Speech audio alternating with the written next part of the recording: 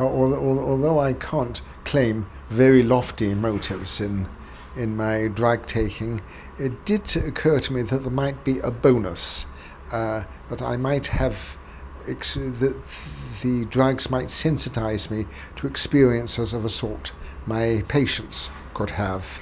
And I certainly felt that very strongly when I came to see migraine patients, and they described all sorts of geometrical patterns and colors, which I was very familiar with. Such colors and patterns are often the prelude to more complex hallucinations with drugs, though sometimes if one closes one's eyes, they're the only differences.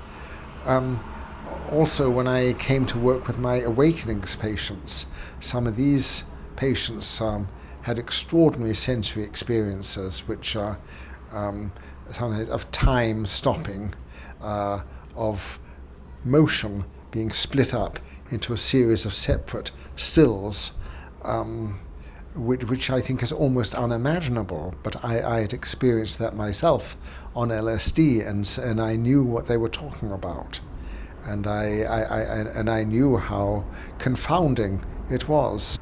So on the one hand, one bonus then of drug experiences was that it allowed me to be more empathic and to understand from my own experiences what various patients were going through. But also it gave me some very direct knowledge, if one wants to put it this way, of what physiologists were calling the reward systems of the brain.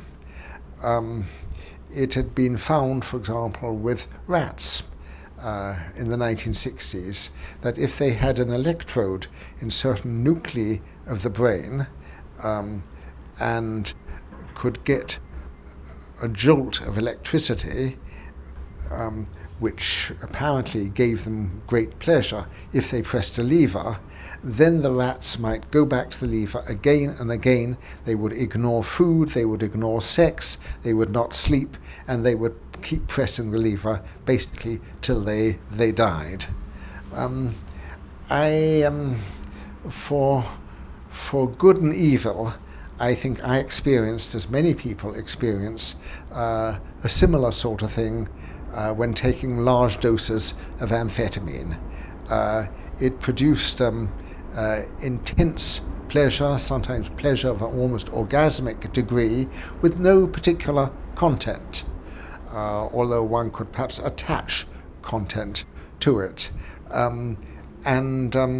This sort of pleasure is, one sort of wants it to go on and on, even though it doesn't really teach one anything, and it may be sort of base in a way, and it almost reduces one to the level of one of these rats pressing the reward center.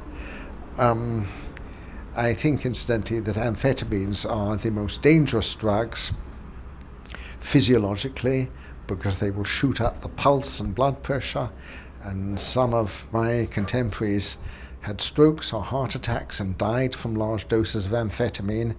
And amphetamines are now very, very easily made.